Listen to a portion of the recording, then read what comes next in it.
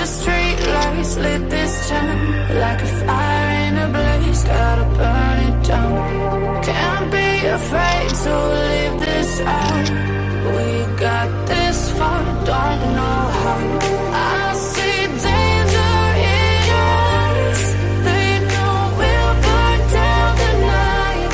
Coming just like the sunrise. You know that we gonna let it rain. Tonight we gonna let it rain. Tonight we gonna let it rain. Just like the sunrise, we gonna let it rain.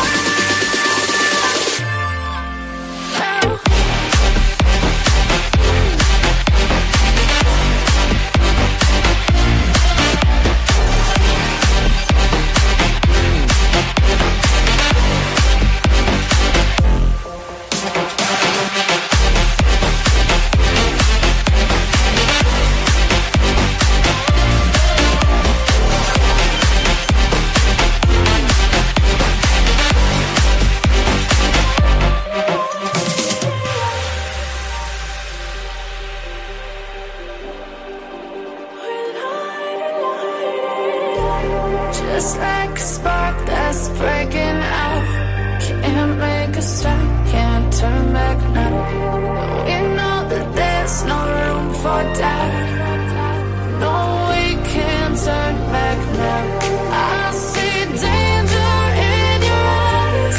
They know we'll burn down the night. Coming just like the sunrise. You know that we gonna let it rain. Tonight we gonna let it rain. Tonight we gonna let it rain. Just like the sunrise, we gonna let it rain.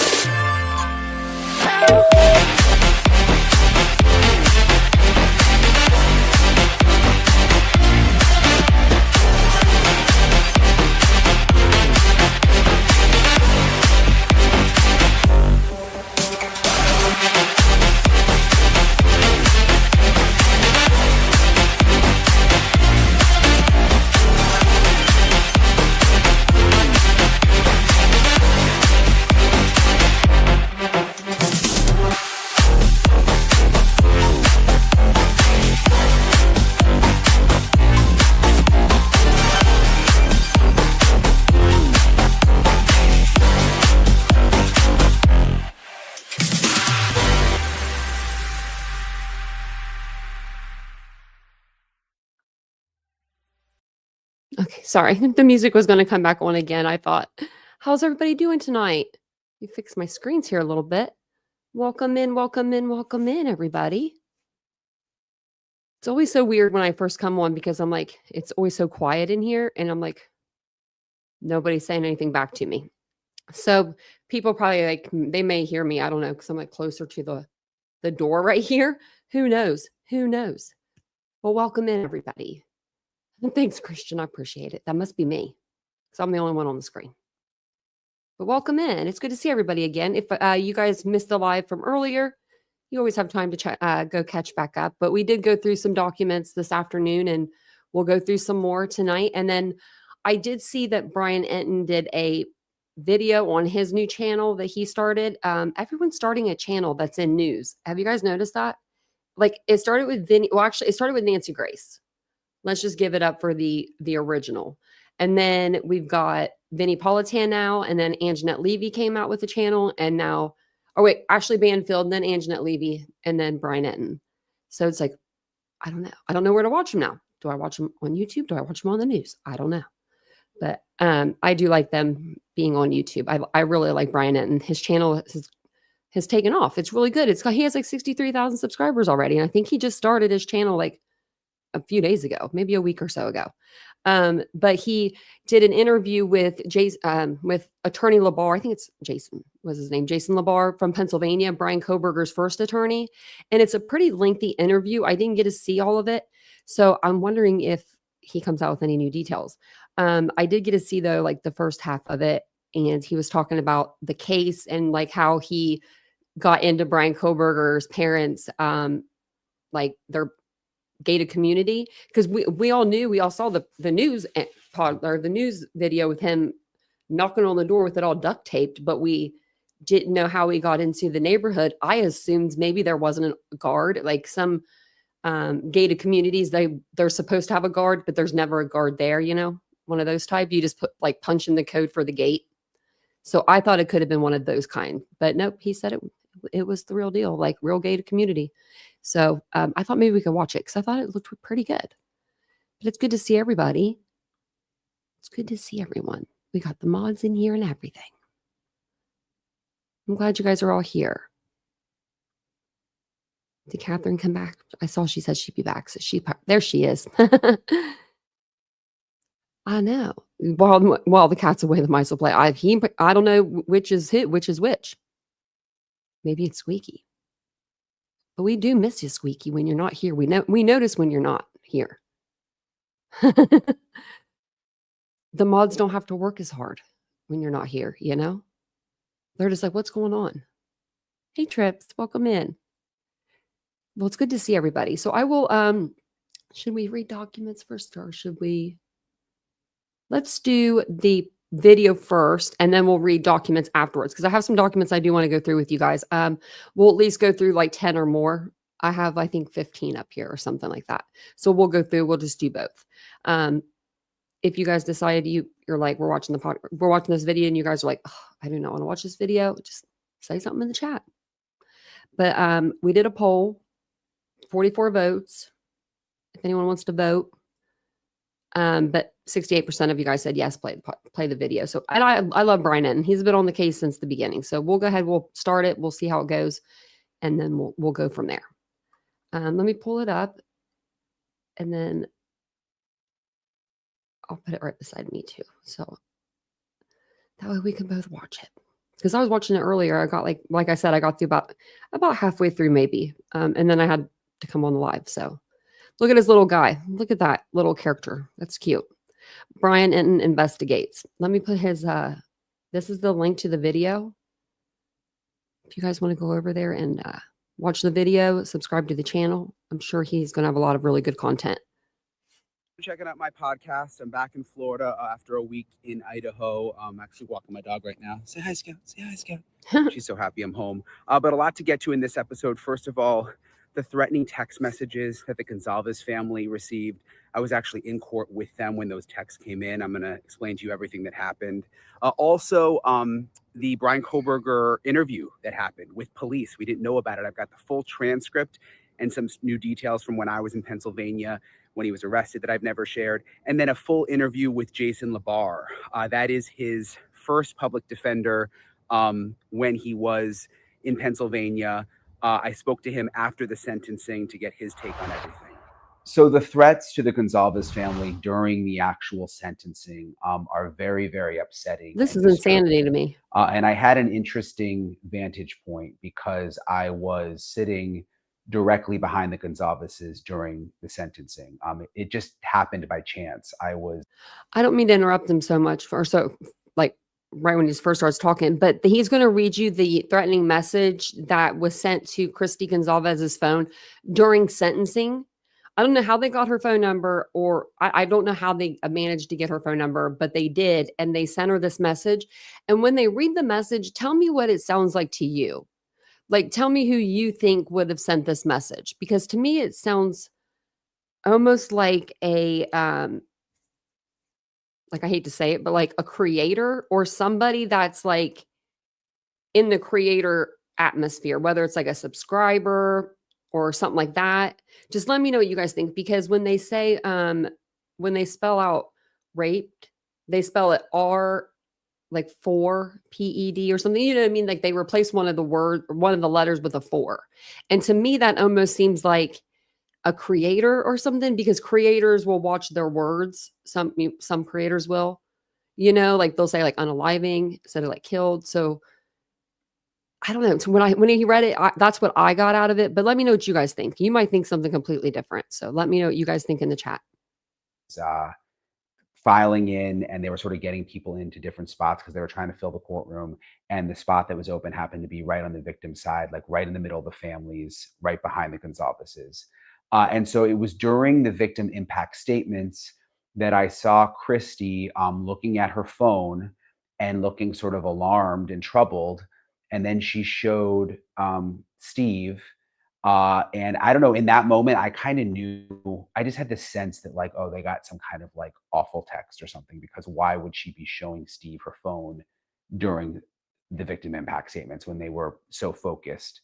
Um, and then they called the deputy over, and the deputy came over, took her phone, went away and looked at it. And so when they called the deputy over, I just sort of knew, I'm like, this must be some kind of threat. And I knew that they had had threats in the past, just like awful people on the internet who have found their address or found their phone numbers. So the deputy left and then came back and said something. The deputies are super nice, by the way. That it's the same deputies every time that we go to court in Boise, and they're really nice men and women, and they're very nice to the families. And so he said something like, "Okay, we're going to look into it, but I got you. Don't worry, I got you." And like, just in the nicest way that really calmed them down. But I'm going to read you. So I initially didn't report on this, obviously, just because there was so much going on, and also I just felt, without their permission, it just, I don't know, it didn't feel right at the time, but they've now gone public with it. So I'm going obviously now talking about it. And I think it also just shows bigger picture what these families have to deal with, how awful it is. These awful, crazy people online who go after the families, even after Brian Koberger has now admitted guilt. I've never understood it. But this is what the text said. And I'm not going to read the whole thing, just because some of it is just so awful. I don't think it even needs to be repeated, but I think it's important that people hear it so you can get a sense of, again, what these families have to deal with, and that someone actually sent this text during the actual sentencing, during the victim impact statements of all times. So this is the text that Christy got. Sitting near you in court and watching you is a joke. You know that Brian is innocent. Making threats to Brian about getting raped, and instead of the A in raped, they put a 4, in prison, was very silly. I am in contact with a lot of serial killers, including BTK, and I've been in contact with a wannabe serial killer who is in Moscow, Idaho, and I've given him your address. And then it goes on to name a bunch of other people, and again, stuff that I don't really want to say. I don't think it was a creator, now that I've heard it 2 times. I don't think they would even be that stupid, because I think they would know that this could come back on them somehow. But I don't know who wrote it, but it's insanity to me that you would just even send that, like, to anybody, to anybody at all. Right? Like, we see you in court, you look silly. On the podcast. But just a disturbing thing, Steve has told me that he does believe that the authorities are taking it seriously, that they're investigating. Apparently, they've been told that it's someone who is out of state, not in the courtroom, like it said. So hopefully they'll figure out who it is, and I would love to know. arrest the person, and that can send a message out. Hey, like, this is just not cool to do this, because for it to happen during the victim impact statements and to see Christy and Steve so concerned, it was really awful. So I want to talk now about Brian Koberger giving police an interview, which is something I never heard anything about. I had no idea about this until it was announced after the sentencing. And I'm going to read you the full police report that's been part of the documents that have been released, that really goes into detail about everything that he said and everything in the interview. I'm going to read you that in a second. But before that, I wanted to share with you a little of the behind the scenes from that time period when he was arrested, because there are things that I haven't really talked about that I think now are appropriate to talk about. So when he was arrested in Pennsylvania, I initially got a tip that he had just been arrested. And it was one of those tips. There's different tips you get as reporters. There's tips you get from someone, from a source where it's like 100% the source is so good that you can go with it. This was a tip that I was about 90% sure on when I found out about the arrest in Pennsylvania. Not enough to report. You guys know, if you follow me, like, I'm very, very careful. Like, I'm not going to report something until it's 100%. Like, when I broke the story about him having the plea deal, like, I knew it was 100%, and I had been waiting till I was confident that it was 100%. So it was a similar thing with when Brian Koberger was arrested. I got a tip. I was about 90% sure. I called my boss and I said, look, I've got a very good tip. I'm not comfortable enough to report it, but I think I need to get on a plane right now to Pennsylvania. So I rushed to Pennsylvania, took the flight there from Florida, landed, and was pretty quickly able to confirm that he was in fact arrested. And the news started to get out. I went to I got information about the spot where he was arrested in the Poconos, where his parents live. Drove there as fast as I could and realized that they lived. And again, I'm going to get to what happened after the arrest in the new police report in a second. I'm going to read you the whole thing, but I wanted to give you the backstory. So I raced to his parents' house, and I realized that it was in a gated community. Not the type of gated community that I'm used to in Florida, different because it's kind of in the country and the lots were really big, but it was gated. I mean, there was a guard and I could not get in. Um, and so what happened is on X, someone messaged me that they lived in that neighborhood and that they could help me get in. And listen, like over the years, I've I've snuck into a lot of gated communities when I've needed to get information or I've needed to knock on a door. Like that's just what reporters do. Maybe some don't, but you guys know how I am. Like especially in the middle of a story, right when there was an arrest, like sort of my aggressive side comes out in a reporting way. So anyway, this woman, and I won't give any information about her, but she messaged me on X, and I didn't know who she was, but she was like, "Hey, I live in the neighborhood. I saw the police. Like, if you need any help, let me know." She sent me her phone number. I said, "Hey, can you meet me at a gas station down the street?" She met me down the street, and I left my producer and I got in the car. She seemed normal and everything. Like, I wanted to make sure she wasn't like a crazy person. She was cool. I I'm appreciate her sorry. help. He's like, I just got in the car with her. That sounds like something stupid I would do. Like when I was younger, probably not so much now. I'd probably be hesitant, but Brian's not. Brian's not. And I love that about him. He's like, I just got in the car with her. She seemed normal though. Like almost like his mom's going to be listening to this. He needs to make sure she knows. She seemed normal. She seemed normal. I ended up getting in her car with her, and she took me into the neighborhood. And Okay. So I wonder if he was like in the back seat, like knelt down, or if he was just in, the passenger seat, just cool as a cucumber. But he probably was just in the passenger seat. But I think that's funny to think about that. look, there's been comments since then, like he snuck into I mean, I wasn't like hiding in the car. And again, I'm just going to be honest Never about this mind. There now, we now go. that this I didn't hear that sentencing the is first over. time. I wasn't hiding in the car. I was just sitting in her passenger seat, and she just offered to take me in. She was super nice. Okay. So So they she just took me rode in the in. neighborhood, like she had her clicker. She was able to get right through the gate, and she took me to Brian Koberger's parents' house. And by this time, it was dark out. It was pitch black. And again, it's Oh, kind of wow. like again, I'm used to gated neighborhoods in Florida where like the houses are close together. There's street lights. This is a very different vibe. It's pitch black in the neighborhood. People are on like 1 or 2 acres. It's kind of mountainy in that area. Wow. So it's dark. It's pitch black. And so she dropped me off after taking me in. She dropped me off at the Koberger's house. And I'm going to show you the full video in a second. And so So what do you have to do? Walk back to like after they told him to get away, he just walked out of the gated community? she dropped me off. I get out of the car and then I started recording. This is what the video looks like. The infamous Very video. dark here.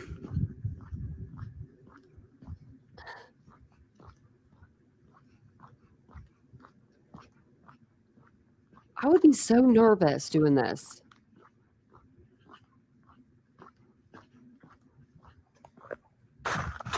And he's not live, he's just filming. We had someone with him, I think. Maybe. No, he doesn't.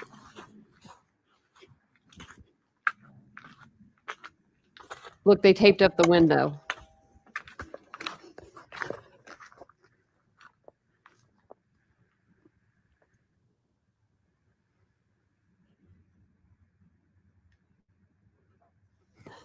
Thanks, Jenna.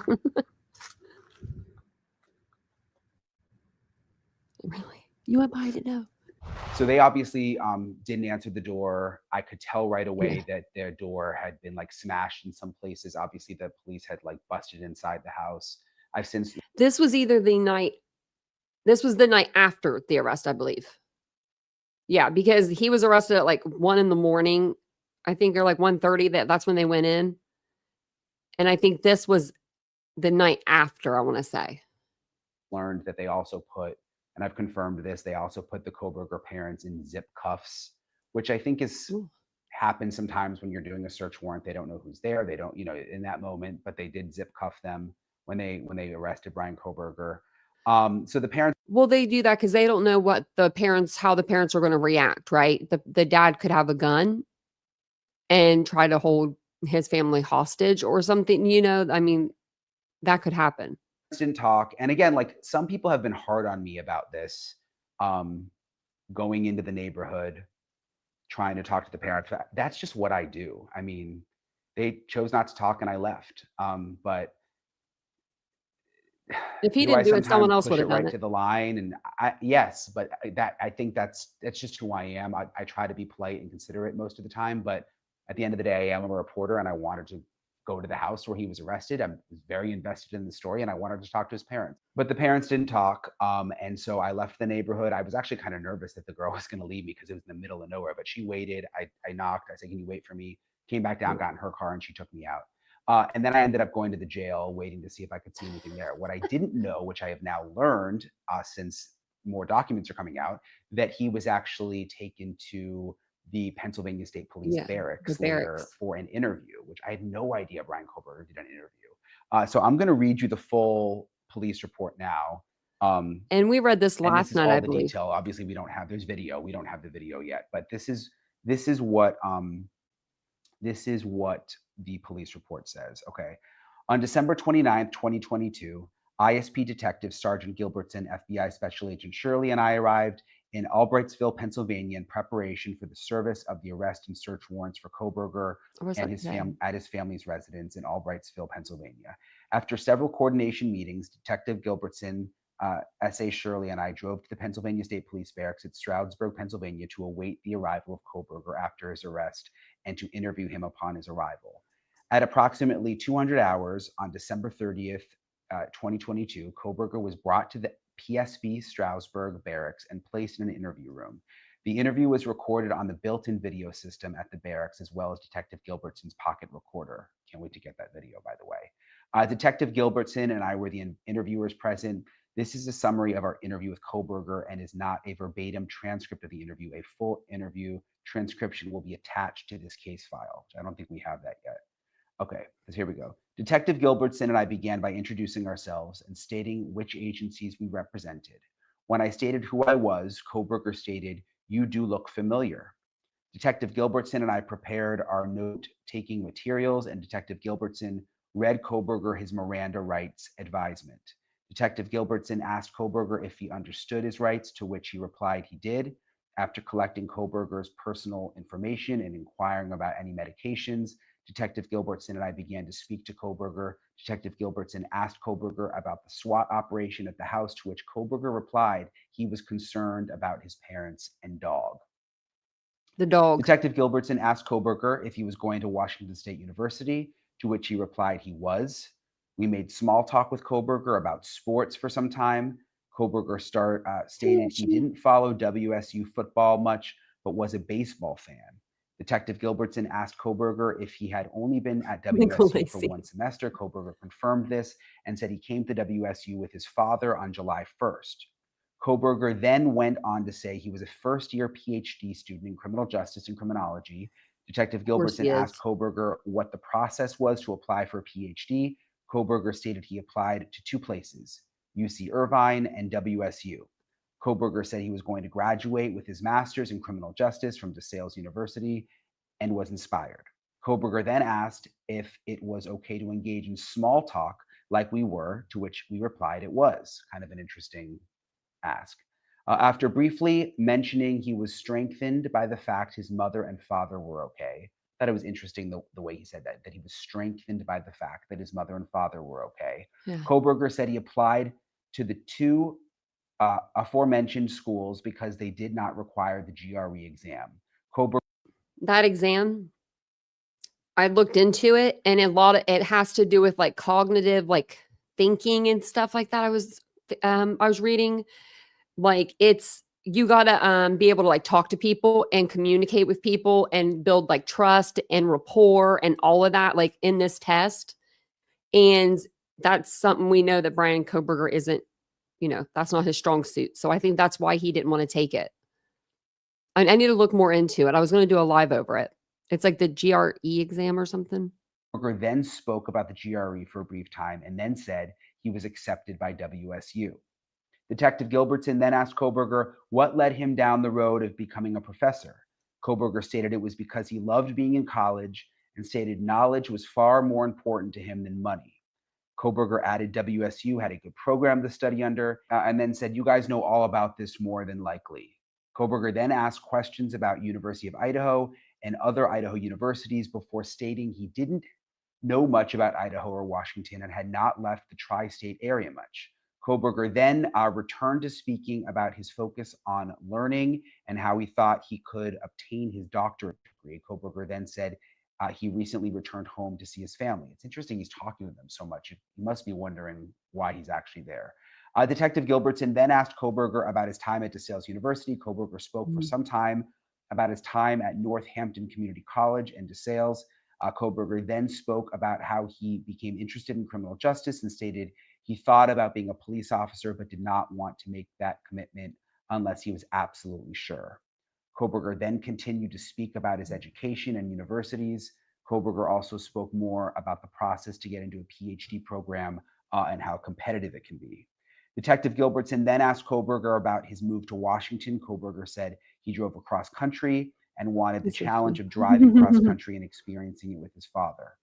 Koberger then said he took a different route back home with his father for Christmas break to avoid snow. Koberger spoke about his travels and the risks of summer travels in winter.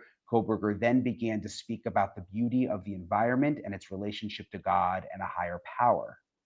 Sort of interesting. That was just the point that was like the most prevalent to me. That, I just feel like that it just says the test includes 3 main sections: the verbal reasoning, quantitative reasoning, and analytical writing. I just maybe he wasn't. I mean, I don't know. The kid didn't have any common sense, in my opinion. Maybe he was bad at communication, in my opinion.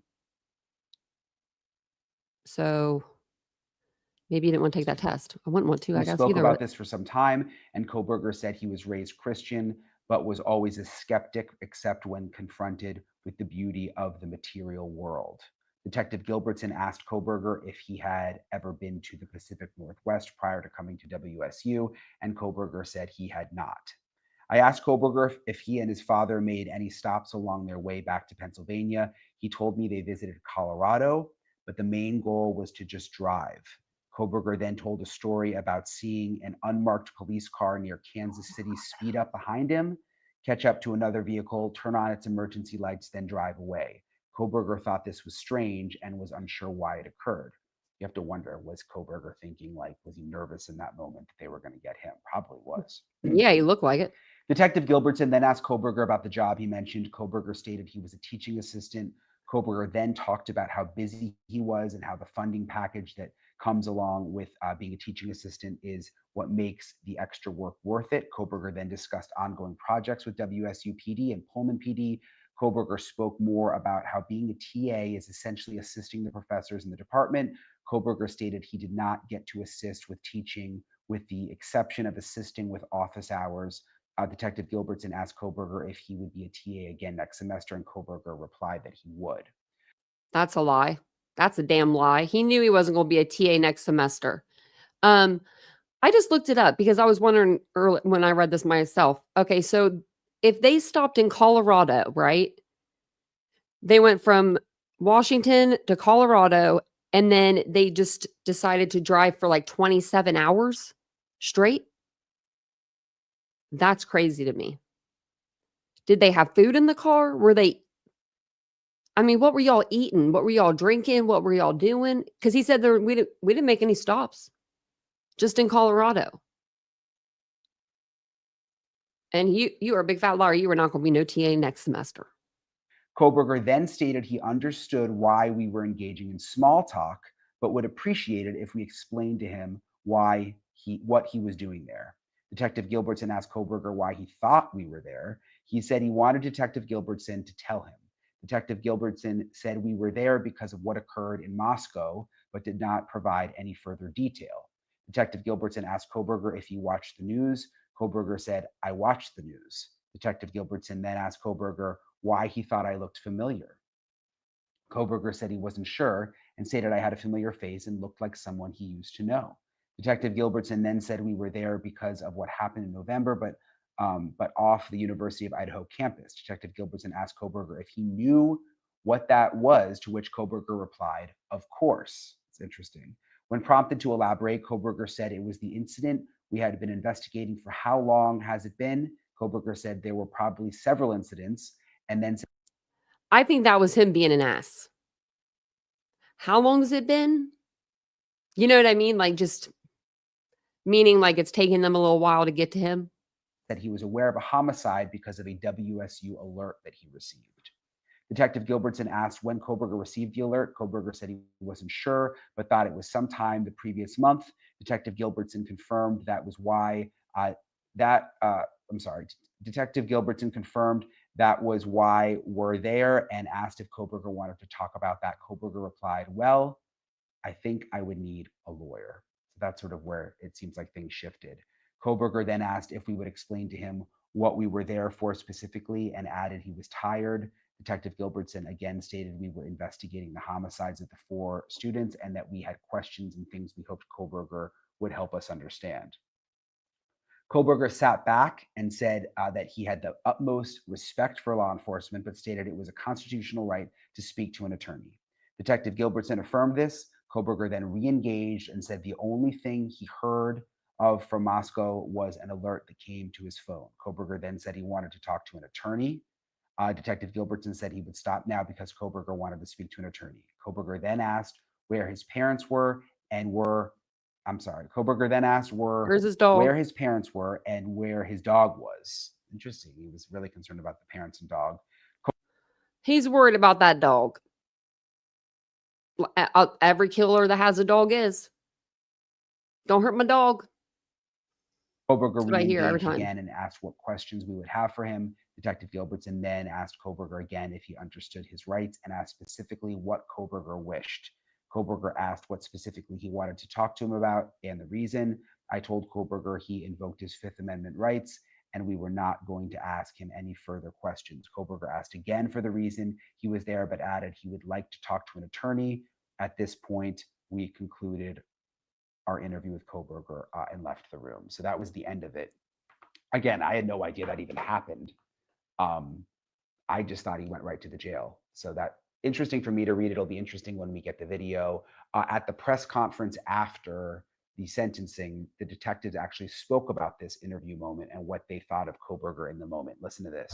Once they hit the house on the search warrant and he was taken into custody, Brett and I were at another location, a barracks of the Pennsylvania State Police.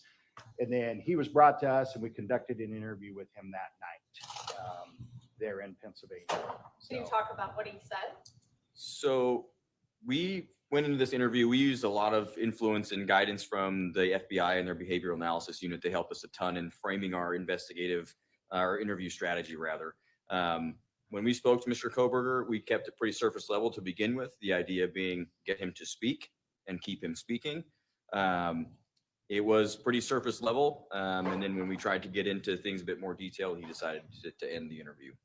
That's pretty much as soon as we tried to walk into the purpose of why we're there, which obviously he knows we're detectives from Idaho. So that's when we really started to shut down and then he just shut it down. So what was his demeanor? calm, relaxed. Say very similar to what you see and whenever you see him in court. So interesting to learn about the interview. That press conference, by the way, there was a lot of information in it. Cool as a And we're going cucumber. to continue to get more police documents as time goes on. As they release more, of course, keep you guys updated. And then hopefully we'll get the video of the interview. I also want to share with you that after the sentencing, I spoke with Jason Labar, who was Koberger's very first public defender in Pennsylvania. You know, after the arrest, I ended up staying in Pennsylvania until the first appearance. He made a first appearance in court, which was very dramatic. There was a ton of cameras and his parents were there. And so was Jason Labar, his public defender appointed in Pennsylvania, who I've stayed in touch with since then. And he's stayed in touch with the families off and on, with the family, Koberger's family off and on. So I was curious to see what he had to say and thought after the sentencing. And this is that conversation. Mr. Labar, you have a really sort of unique perspective in all of this because you're one of the few people who has spoken to Brian Koberger when you were his, public defender for a short time. What was your reaction to the sentencing today and the victim impact statements and sort of everything that happened? My, that's a tough question because I wasn't there in the courtroom. I was only able to watch a considerable portion of it while I was doing my own work. But as I got to see, I see this often, believe it or not, in these types of cases. I've dealt with a couple of these cases previously. These are stressful, tense situations where the victims' families often get like this, rightfully so, under the circumstances. And I wasn't too shocked by what the family members were saying. I don't think any of us can be in that situation. And my heart goes out to them. I said it from the beginning. I mean, these families have, a lot to overcome. It's very difficult for them, and it's whether we're humans too, right? As defense attorneys, not a lot of people appreciate that. I have a 16-year-old daughter. My wife and I were following this case before Brian even fell on my lap. We have a 16. It's just tough. I don't ever want to be. My heart goes out to them. It's just really difficult situations that the families are put in, and it's tense for everyone there. When I first saw and met you, it was in Pennsylvania right after the arrest at that first court appearance, which I remember really well. And when they walked him in, it was just a really dramatic moment because the whole country was sort of on edge that there hadn't been an arrest in this awful murder. But since then, I've been to pretty much every hearing. I've seen Koberger a ton of times. And I guess I was not surprised, but today, these victim impact statements were so emotional and so many of them addressed him directly and they looked him right in the eyes and said a lot and he showed no sign of emotion. Zero. I mean, you've been in the room with this guy. I don't know, it bothered me. Mm-hmm. Yeah, I mean, they were obviously trying to get a rise out of him. Again, his attorney Taylor, had done a fantastic job, in my opinion, from the beginning. Limiting the amount of information that journalists could get was strategic. And even up until the day of the plea, it was very strategic. She certainly likely spoke to him about how to react and how to sit there and calmly take in everything. Because again, it's a stressful, tense situation. Things could explode at any moment, and you just don't want that to happen because there's hundreds of people in there. At least it appeared to be hundreds of people in there, or close to 100 people. You don't want sheriffs having to get involved, the deputies having to get involved, because it could turn ugly pretty quickly, especially as how close they were in that courtroom. I don't experience that in our courtrooms. We don't allow victims to get that close, family members of victims to get that close to defendants for these reasons, because there are opportunities for people to really act out. They were pretty far, I thought. Like, I think it would take it would take some strides to get to them. You know what I mean? Because we saw Steve move the podium. I'm curious. I wonder how far it was. Happy it didn't get that way. And if Brian would act out, things would have went differently. And I'm actually. Oh, yeah. I heard something about a hearing tomorrow. I don't think so. I think that it's like an old hearing that was on the books, but let me double check I'll see if it's still up, like the old thing. Not surprised that he sat there like that, so stoic. Again, I think it was probably because Attorney Taylor, again, who's done a fantastic job from the beginning, really probably told him to sit there quietly and take it in.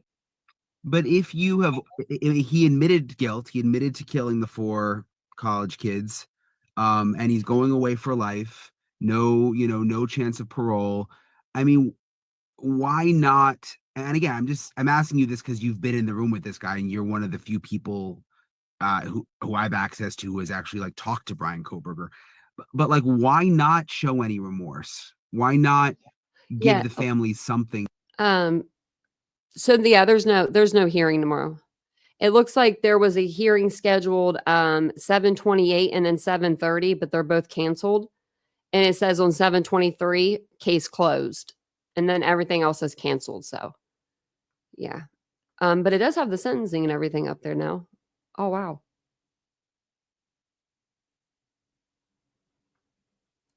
Oh, we can go over this after we're done. To at least show or give your own family something to show that you feel bad. Yeah, I mean, I really can't speak to that. Maybe it was strategic from Attorney Taylor's perspective. Um, Maybe she felt it was better. I honestly can't speak for that. I don't know what Brian's wishes were. I mean, I had very limited contact with him, and what limited contact I had with him, I may have actually know more from hearing from him very briefly than anyone else, other than Attorney Taylor and her team. But I never got the sense that he would have went off the rails or told a story that would have been outlandish, so to speak. How are Brian Koberger's parents doing?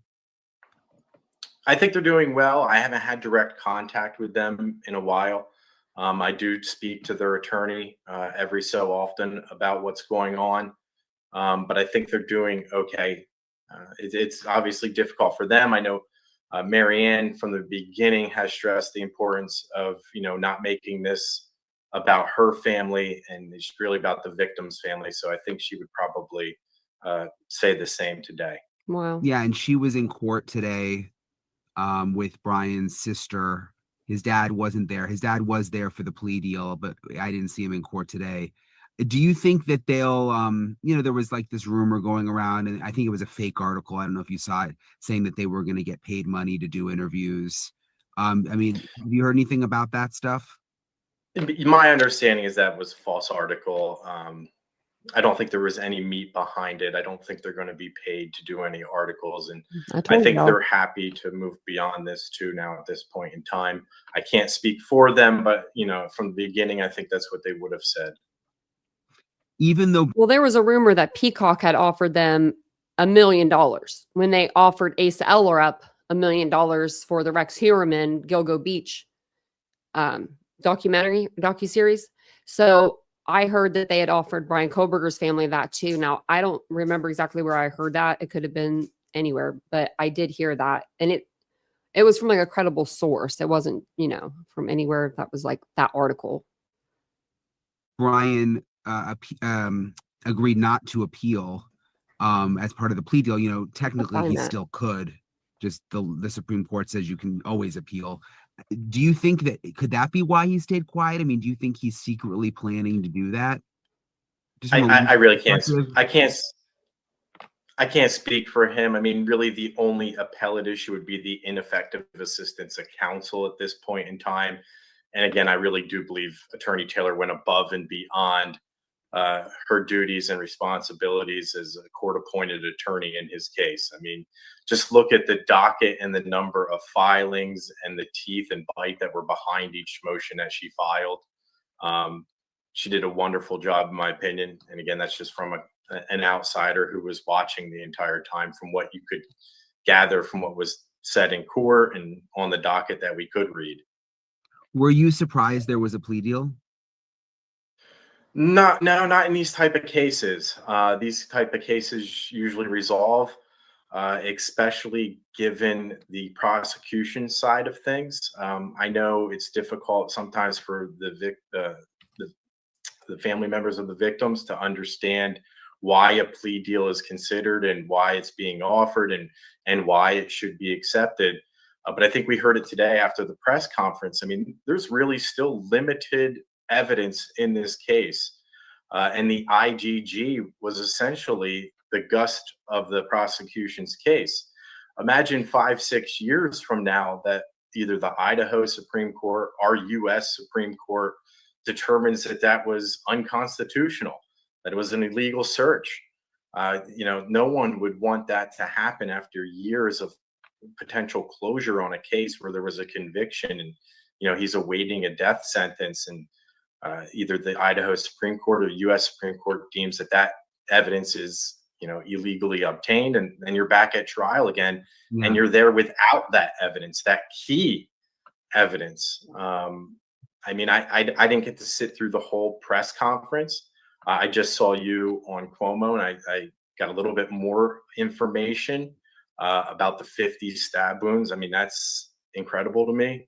And I thought Kaylee suffered, I think, at least 20 stab wounds. It's sad, 30, it's tragic, 34. it's unfathomable in my mind.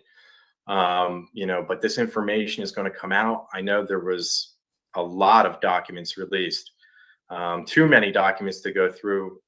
You'll probably be up all night trying to go through all those documents. Yeah. Just downloading them, maybe even. I tried to peruse a couple of them, and there's just a ton of information in there that's going to come out over the next couple of days by people reading it. So my dad's also a criminal defense attorney, and he was a public defender. So I respect the work you guys do, and it's an important job in our society. But still, I'm just thinking, is it weird for you to think that you represented this guy for a short time, but you still were in a room with him, and all these 2.5 years later, he admits to this, and it's so bad. I'm sure you've had a lot of bad cases, but there's really nothing quite like this. These innocent college kids, and 40 stab wounds, and Kaylee was unrecognizable. Is that has that set in for you? It's not like much like everyone else, I hope they can move on in this case now. I'm happy to move on now. Hopefully, this is one of the last of the interviews that anyone asked me. The midnight texts with people forgetting about the time differences between here and Idaho stop. The constant random emails. I don't look at it that way as a defense attorney. My job is to protect the constitutional rights of the clients I represent.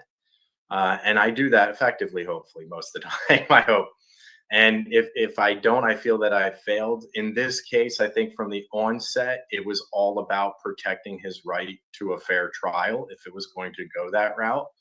I hope I had some hand in that. I know it didn't get to a trial, but ultimately justice was served, so to speak. And hopefully everything that I did in the case didn't skew it one way or another. And if he had the opportunity that he wanted a trial, that it would have been a fair trial and his constitutional rights protected. Because as a defense attorney, I personally don't worry whether my client's guilty or not. I just worry about his rights and protecting them. Yeah, makes sense. Well, thank you for taking the time. I appreciate it very much. Maybe I'll be your last interview and you can just sail off into the sunset now. I hope so. After 2.5 years, it's been long.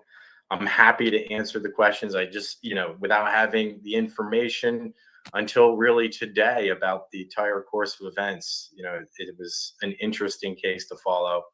As I said, especially since my wife and I actually were paying attention to it, having a daughter that's about to go to college now. And, I think this was every parent's nightmare. Yeah, including mine. So interesting to talk to Jason LaBar. I'm going to continue to dig in. There's still so many documents to get. Again, I was home for the weekend. I'm going to be back on the road next week. But I really appreciate you guys supporting the podcast. Let me put the link to this video in the chat one more time. Sorry, I had to blow my nose. I swear I could blow my nose. I'm worse than an older woman.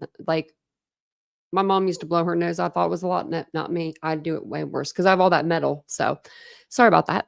But thank you for being here, guys. If you guys don't mind, just take a second, hit the like button. We're going to go into some documents and read some of those.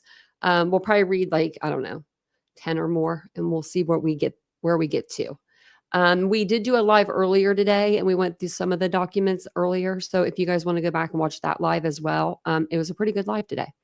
We went through we're going to go through the juror questionnaires again, but this is a different document, but we went through, that was one of the things that we did go through. So actually this is the one we went through today. This is the one That's the new one, I think.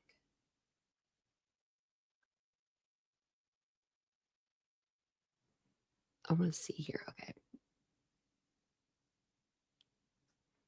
Okay, yeah. So this is the new one.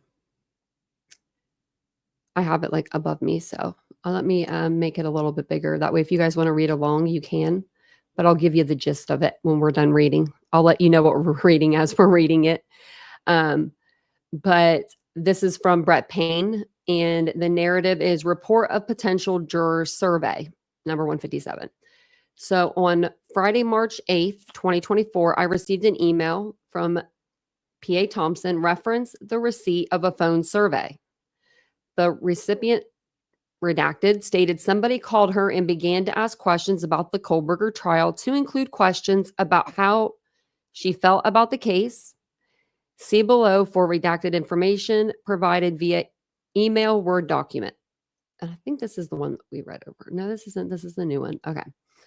So phone number is number one. Okay. Lasted 18 minutes. Stated they were a company performing a survey among the community in relation to the Brian Kohlberger case. They verified it was a Latah County resident. They verified I was a Latah County resident, and which city I considered myself a resident. Here is a small list of the questions that I can remember. These questions are not verbatim, but of the general sense of what I can remember being asked. So number one, have I read, listened to, or seen any news reels regarding Brian Kohlberger and or the families of the victims? Have I read, listened to, or seen any television or movie documentaries regarding Brian Kohlberger and or the families of the victims? Were you aware of any television, movies, or documentaries concerning Brian Kohlberger on sources like Netflix? Number four, what sources have you listened to, read, or seen as a source of information? Can you name the specific newspaper, news stations, or source of information that you received your knowledge of the case? Have you heard or participated in any rumors surrounding Brian Kohlberger, the victims, or their families? I responded no, but that I've heard rumors regarding law enforcement involved in the case. In a general statement, how would you describe how the community has been affected by the murders? And I don't know why this number 6 is the only one with a response to the question. Has the murders caused anyone you know or yourself any excess stress? Do you feel the community has felt an excess of stress since the murders? Do you know a student that attends University of Idaho? Do you know or are related to law enforcement and or anyone directly involved in the case? In a general statement, do you feel Brian Kohlberger could receive a fair trial? Do you think you're asked to serve in a jury? Would you be able to serve fairly, weighing the evidence and the case presented? Have you ever driven past the residence in which the murders were committed? Did you read or watch or listen to any reports of Brian Kohlberger's arrest in Pennsylvania? How would you describe how closely you've been following the Brian Kohlberger case? I can't remember much more, but I felt the questions were sometimes redundant, just changing some words here and there, and they were focused on my personal opinion and my opinion of the community surrounding both the victims, their families, and Brian Kohlberger. There were several questions regarding if I felt Kohlberger could get a fair trial and if I felt I could impartially or fairly sit on a jury. The questions were just worded differently, but that was the general sense they were trying to feel out from me in my responses. She knew what they wanted. So this was the end of the Word document, and this is on Monday, March 11th, 2024. I received another report from P.A. Thompson stating Redacted received a similar phone call. I called Miss Redacted and learned the following. The business that called Redacted went by the name Research Strategies, Inc., the company's website, and it gives the website. They conduct various types of surveys to include public opinion surveys and post-trial jury analysis. The phone number provided to Redacted shows up on the Better Business Bureau website for the same company out of Alabama. I checked TLO and found the number used to be associated with a woman in Alabama who passed away in 2011, which further lends to it being the correct number, just reassigned to this business. So basically, they spoke to her, who stated she received the call at approximately 4:51 p.m. on 3/10/2024. The first question she was asked was if she was a Latah County resident. There were several questions that followed, which asked generic questions about trials in the criminal justice system. Then she stated the woman asked her specifically if she was aware of the Kohlberger trial. She stated she refused to answer, asked the woman who she worked for and who was paying for the survey, and asked for her supervisor. The woman gave her the company number and stated she was unaware of who was responsible for the survey. So you just calling people and you're just giving the survey and you don't know who you're working for. Okay. It says that she stated she posted to her Facebook page asking if anyone else had received similar calls. She stated several people in the potlatch, I don't know, area had received calls from the same number that called her, but most were not answered. I asked her to keep me posted if she became aware of any further information. My conclusions are this is a legitimate survey requested via this company. Open source searches suggest a study like this would cost into the tens of thousands of dollars. I called the number provided for Research Strategies, Inc. and was directed to leave a message. The recording also stated I had reached Research Strategies, Inc. Tens of thousands of dollars wasted for them to move the trial out of Latah County. Wow. I wonder how much money was wasted. I don't even want to know, actually. Don't want to know. Don't want to know.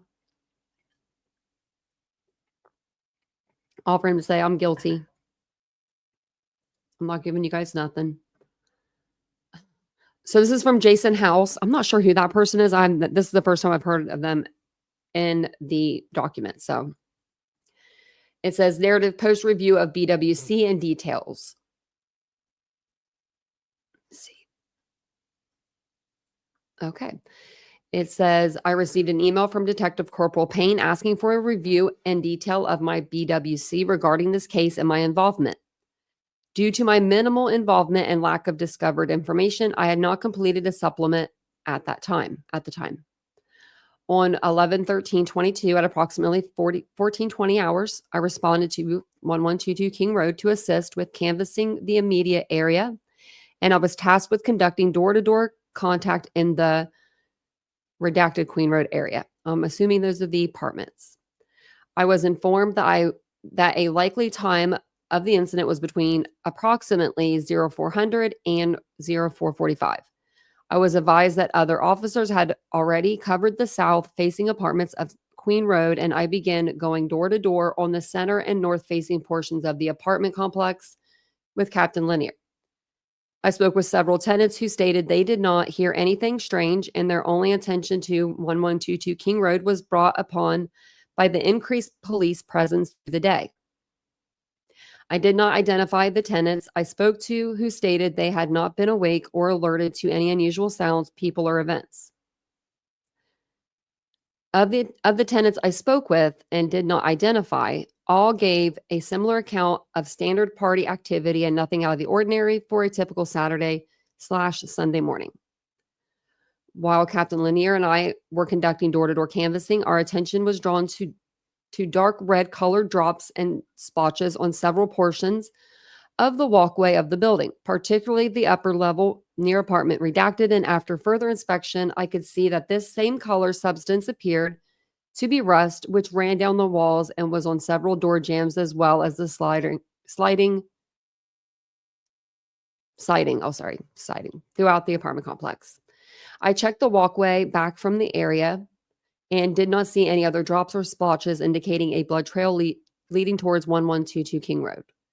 There was no answer at the apartment redacted. Based on those observations, I determined the droplets and splotches to be uninvolved or unrelated. I spoke with the tenants and apartments redacted who stated they went to bed around 0100 hours and music was present at 1122 King Road. During that time, which they stated was pretty much every weekend, both tenants said they woke up around 0930 hours and there was no strange or alarming sounds. Due to having no information aside from standard weekend behavior from 1122 King Road, I did not identify the two contacts. I spoke with the tenants in apartment redacted, identified as, and it's redacted, there's two people. The two stated they were at a birthday party on Blake Street, approximately 1.5 blocks away, and got to bed in the early morning hours, estimated to be approximately 0400 hours. I asked which way they walked back from the party, and redacted described them as walking back west on Taylor Avenue, then cutting up a stair path just west of redacted Taylor Avenue, the straight at the gravel parking lot of 1122 King Road, facing straight. I don't know if that's the one that Brian Enton went on or not. Both redacted and redacted stated they did not see anyone outside or pass anyone as they were walking. I asked if there was still a party or music going on at 1122 King Road when they walked by, and they stated there was. So at 0400 hours? Okay. Nothing seemed out of the ordinary, and they did not hear anything that alarmed them in any way. I spoke with the female tenant of apartment redacted, who stated she works a red eye and she got home at 0630 hours and had left for work at 2145 hours on 11/12/22. She stated that there was activity, people coming and going from 1122 King Road at that time, but there was no one walking around at 0630 when she returned home. After conducting the canvass through my assigned area, I cleared the scene. At no time during my involvement in the area did I cross into the designated crime scene. And then several days later, I says, I passed my notes to the ISP investigation team assigned with I hate this. They didn't write this very good. With a more thorough canvass of the area, highlighting the address and names of redacted who stated they were on foot in the area near the approximate time of the incident, which seemed to be the only substantial contact from my canvass. So I don't know if they ever got back with them. We'll have to, I haven't seen anything so far. So this is the same phone. Okay, so that was the phone survey we read earlier. This is the same one that we just read. I want to make sure there's nothing different in here. Okay, yeah, down here. So this is where it's different. And I did try to, I forgot to do a caller here and caller there, but I tried to highlight the portions. So the caller will be in green and then Payne will be in yellow, except for up here. I forgot to do the two up there. Sorry about that. So it says, I later learned of 2 additional people in the Moscow Police Department and Latah County Prosecutor's Office who received the call and confirmed the same questions were asked. So this is from the couple documents ago when I was reading through the survey questions. It says, on Thursday, March 14th, 2024, I also received a phone call. The caller ID showed as political call. I answered the call and listened to the questions. I've attached the call to this case as and a transcript of the conversation is as follows. Note the recording started approximately 15 seconds after the beginning of the call. So Payne says, okay. And the caller says, and we got the, I don't know what that means, Hispanic, Latino, or Spanish region. And then Payne said, no. The caller said, yeah, race, please. And Payne said, and I'm assuming he said white. I don't know why it's redacted. Caller, okay, before we get started, I'd like you to know that there are no right or wrong answers. You're always free to respond. I don't know or no opinion. The caller said, answer to any questions and all of your answers remain confidential. So I'm going to start with 3 statements about the criminal justice system, and then we'll get to the case itself. And for each one of these, please tell me whether you agree, strongly agree, somewhat disagree, or disagree strongly. So here's the first one. If the government brings someone to trial, that person is probably guilty. Payne says no opinion. Caller, okay. And the next one is, it is better for our societies to let some guilty people go free than to risk convicting an innocent person. Payne, no opinion. Caller, okay. And then the last one is, even the worst criminals should be considered for mercy. Payne says, no opinion. Caller says, okay. And now I'm going to ask you about an upcoming jury trial in your community. Back in 2022, 4 students attending the University of Idaho in Moscow were stabbed to death in their home. About a month later, Brian Koberger was arrested and charged with murder. So have you seen or heard anything about this case? Payne said, so I'm about to stop you right there. I actually work for the city of Moscow Police Department, so I can't answer any more of your questions. I would like to know who is requesting you guys conduct this survey. The caller says, okay, well, we're actually never told to who hires us to do the survey. Now, I do have a toll-free number if you'd like to call the front office to see if you can get more information about the survey from our supervisors. I'm like, I'm a police officer. Payne said, I've tried to call them, but I'll take the number down anyways. Caller said, oh, okay, yes, sir. And again, just because you work for the police department doesn't automatically disqualify you from doing this survey if you're still interested in doing it. And Payne says, no, I'm not. I would have been like, yeah, I'm interested. I want to hear what you gotta say. Caller, okay. Oh, okay. All right. That doesn't give you the answer, but yeah, our toll-free number is, and then gives the number. And we're research strategies. And then I can also give you our website if you want. Payne said, I already found it, actually, believe it or not. And the caller said, okay, the research strategy inc.com. Yep. Payne said. Caller said, okay, yes. All right. Well, I'm sorry it didn't work out, but hopefully, like I said, if you call, we're on Central Time, so I believe we're 2 hours ahead of you. But if we call during business hours Central Time, then I hopefully without to give you more information about, but what the case has been used for and so forth. I hate when they write these out. They don't make sense. Payne said, okay, can I ask you how many people you guys have requested to call, like how widespread the survey is? The caller said that I unfortunately don't know. We're kind of told everything on that we need to know basis here in the cubicle. Here in the cubicle. Oh my Lord. So yeah, he says, so yeah, I got you. You don't know how many, even we're supposed to get as far as like complete surveys and everything. Payne said, how many have you called alone? Do you have any idea about that number? And the caller said, yeah, I don't really have a number that I can say. We've been working on this for 2 weeks now. And, we're just like 3.5 hours a night for 2 weeks. So, just not everybody wants to do the survey, of course, but right. I get people who don't live in the county too. That's a whole other thing, right? And Payne said, certainly, yep. Caller said, okay, well, appreciate your time, sir. Payne said, yeah, I don't mean to be rude to you or anything. Just wanted to be upfront with the I can't answer any questions or anything, and I wouldn't prefer to do that if I could. And the caller said, oh, okay, that's fine. I understand where you're coming from. And unfortunately, I wish I could answer some of your questions, but I think I said I'm operating on very limited information as far as how that information.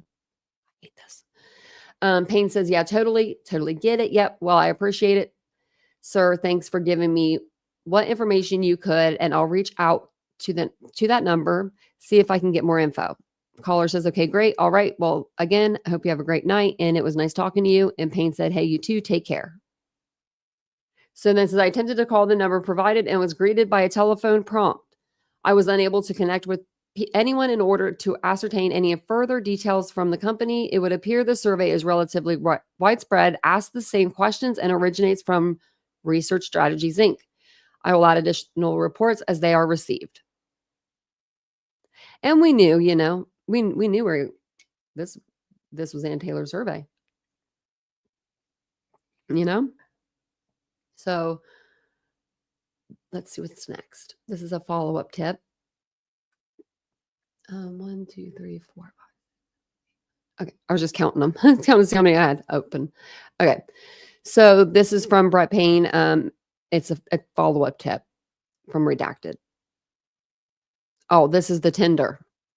This is from Tinder. Okay. So apparently Brian talked to a couple girls on the Tinder. Y'all ready for this? I mean, I don't know. We'll see if it's true or not. We'll see. We'll read it. So narrative. On Wednesday, March 13th, I received a call from Captain Blaker, who still receives voicemail tips reference this case. Captain Blaker sent me 2 tips for additional follow-up. The first tip was called in by Redacted. Redacted stated she thought she had matched with Koberger in September or October of 2022 on Tinder. I called Redacted and asked her to elaborate on her voicemail. She stated she signed up for Tinder in September or October 2022, but she was unable to match with anyone in her area. Redacted stated she paid for the additional Tinder feature, which allowed her to move a pin anywhere in the country to see if she could match with someone. Redacted stated she matched with Kohlberger a short time later and began to talk to him. She said Kohlberger told her he was a criminology student at WSU. The two communicated via Tinder and planned for Kohlberger to visit Redacted when he came home for Christmas break that year. Redacted then told me she had a friend who had been murdered in her town a couple of years prior. She said she discussed this with Kohlberger. The conversation turned to horror movies and which ones Redacted liked the most. She told Kohlberger she liked the Rob Zombie Halloween movies. To this, Redacted said Kohlberger asked what she thought would be the worst way to die.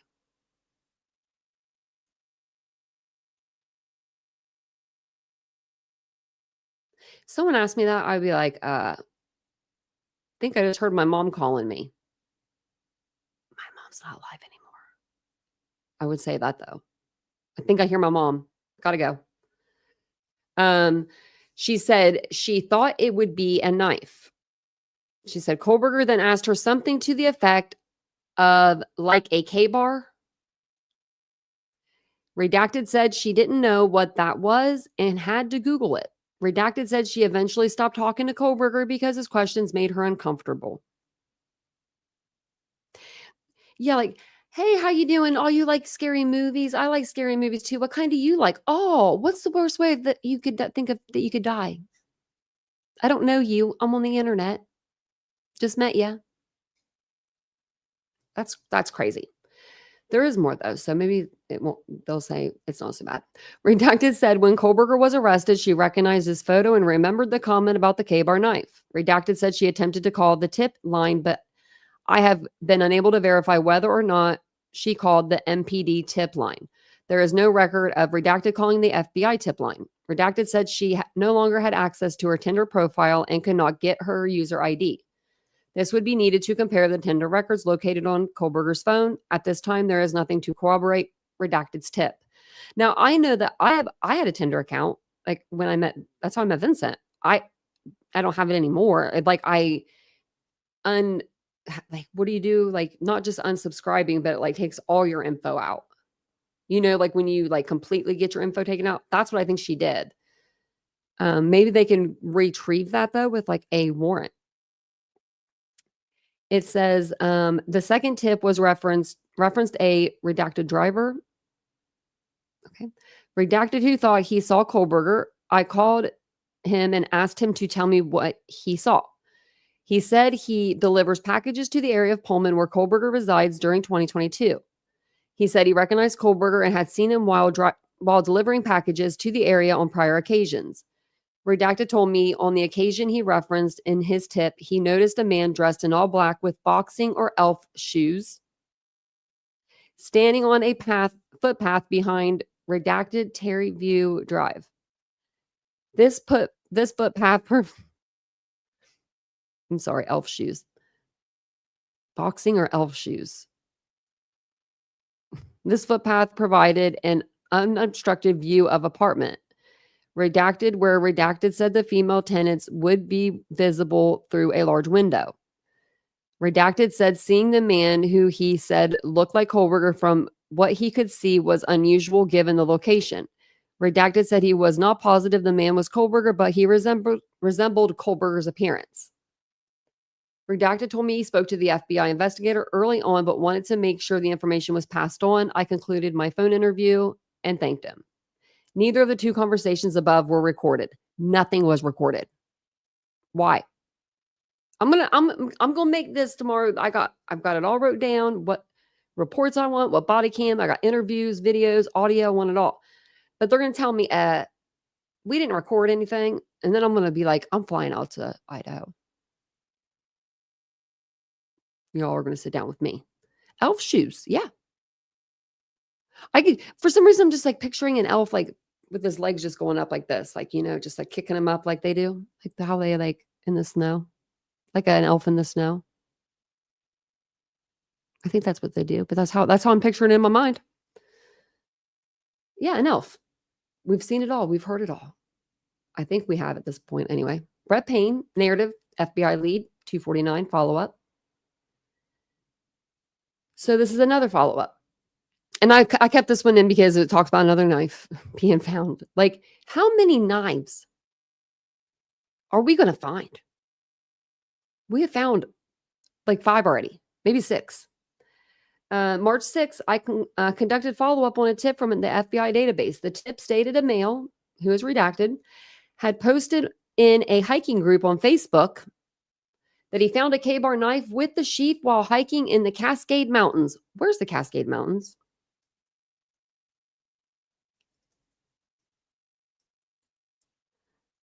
They are Canada to California.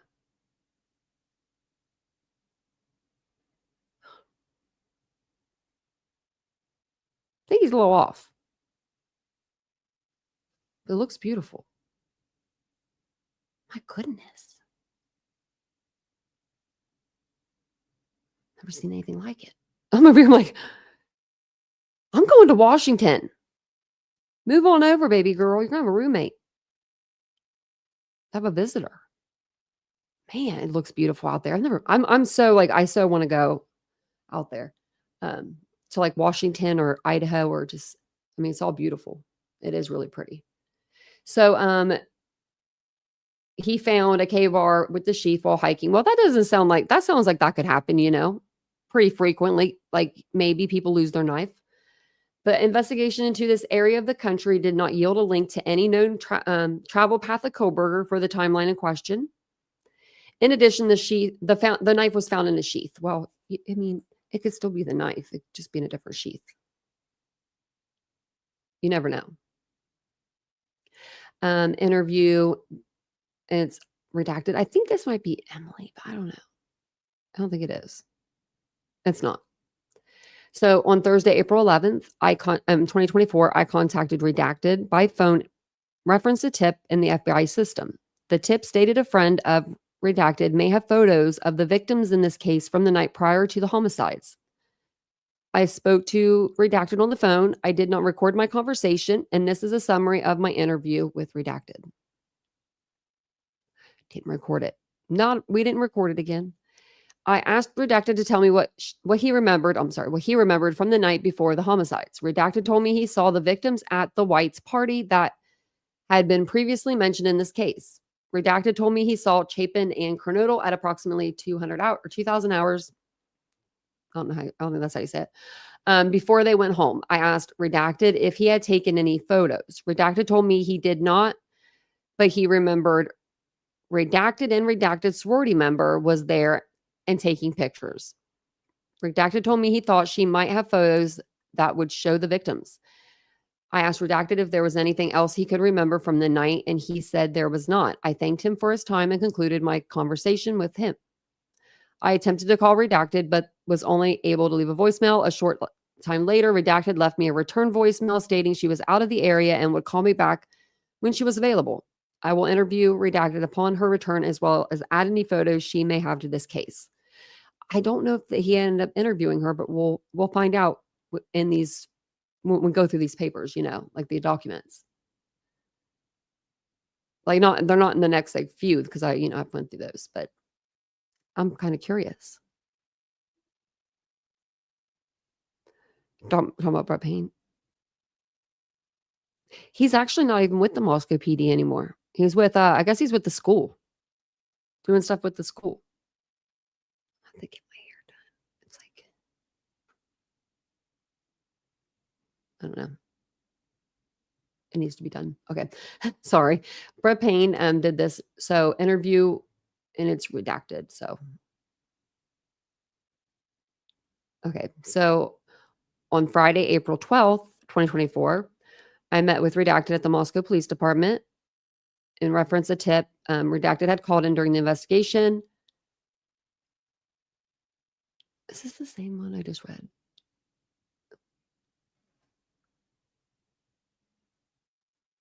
No, but it's like close to it. Okay. I began asking Redacted to tell me what what his background with the victims was. Redacted told me he hung out with Kernodle frequently during his freshman year of college prior to Kernodle dating Chapin. Redacted told me he was in the circle of friends with the other victims and casually saw. That looks like funk to me. I think that's I'm going to say redacted. In the fall of 2022. Redacted later told me he spent the night with Redacted on approximately 3 prior occasions. I asked Redacted if he remembered any of the victims telling him about any strange occurrences. He told me he did not. I asked him if he went to any of the parties at 1122 King Road. He told me he did and that there were roughly 20 people at the parties when he went. I asked Redacted if he and the other party attendees would have noticed someone unwelcome in the party. Redacted told me they would and that it did not occur at any point when he was there.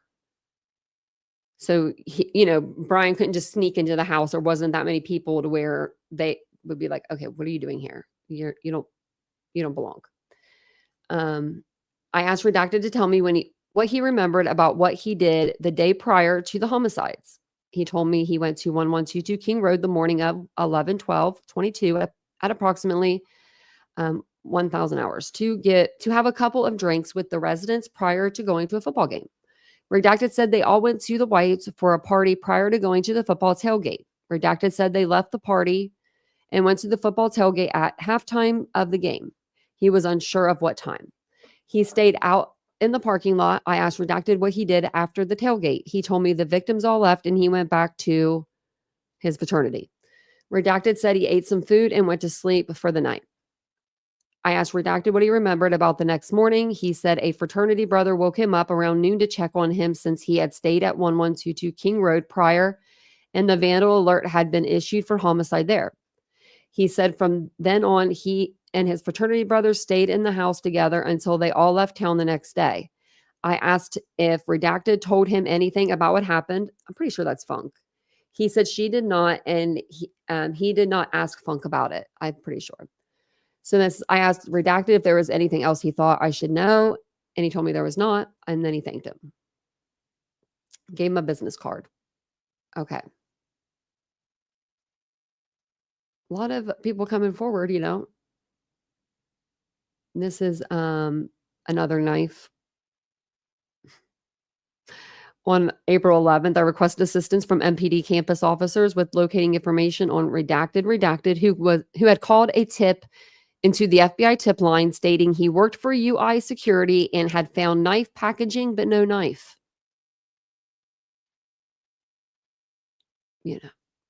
Throw your trash away, people. It says, Officer Rowanziski requested contact information from Redacted from UI Security. However, their records showed Redacted never worked for UI Security, nor did they have any contact information for him.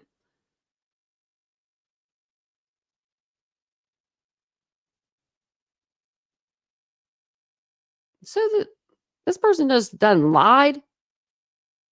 I don't know why when I read this the first time, I didn't realize what I was reading.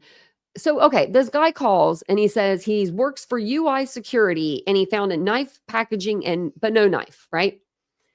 Well, then Officer Rowanziski requests contact information for this guy from UI Security. Like he calls UI Security. He's like, hey, blah, blah, blah, is his name. And they say, yeah, we don't have anybody for him. We don't have anybody by that name.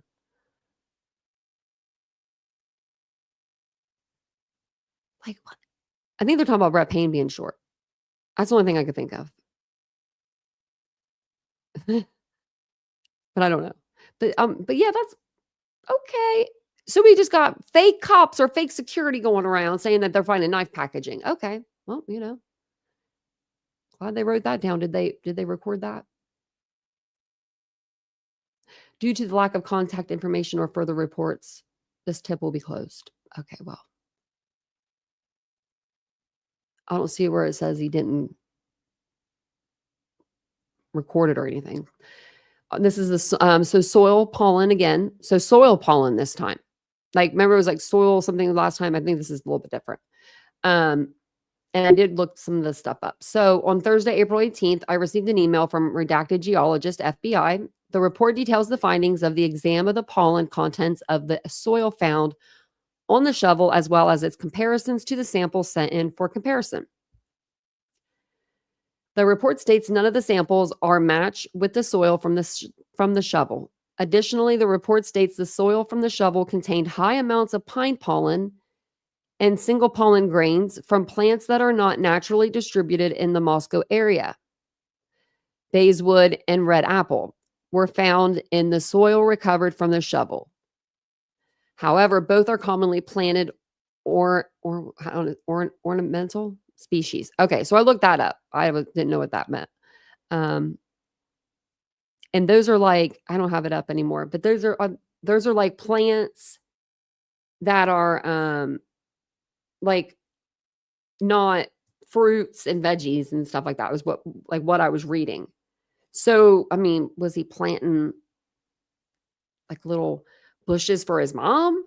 Well, no, they said it was in Moscow though. What was you planting, Koberger? Like, what if he what I mean, this would be weird. This would be really weird. But what if he planted something? What if he buried? Okay, what if he dug a hole, buried his goodies? Just stick with me. And then put this flower on top of it. Like, 'cause it's kind of like a flower plant, like not, that you can like hang outside, like a decorative, yeah. So, I mean, it would die. But do you think people would notice it? I mean, I don't know. Could he have done that? Perhaps. Hell, I don't know at this point.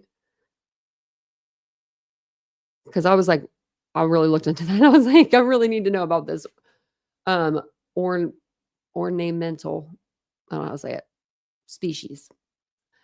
But that's what I got out of it. So 1, 2, 3, 4, 5, 6, 7, 8, 9. Wait, let's see. 1, 2, 3, 4, 5, 6, 8, 9, 10. Okay, this is the 10th one. So we'll read this one and then we'll go from here. What time is it? Okay, we're doing okay. We're doing great. We're doing a little time. So this is redacted tip. It's a tip that came in. I'm trying to see if okay. On Thursday, April 25th, 2024, I received note from MPD reception to call redacted. Looks like they were born 1943. In reference to this case, I called redacted who agreed to come to MPD to speak to me. Okay, so this is the summary. This is a summary of my conversation. It's not verbatim transcript. Why are we not getting them? I asked redacted what made her decide to speak to me on this date. Redacted told me her good friends had convinced her to come to talk to MPD to make sure that what she knew was at least conveyed to law enforcement. I asked her to tell me what she knew. She told me that she and her husband went to the Costco in Clarkston, Washington on 11/13/22 to pick up new glasses for redacted.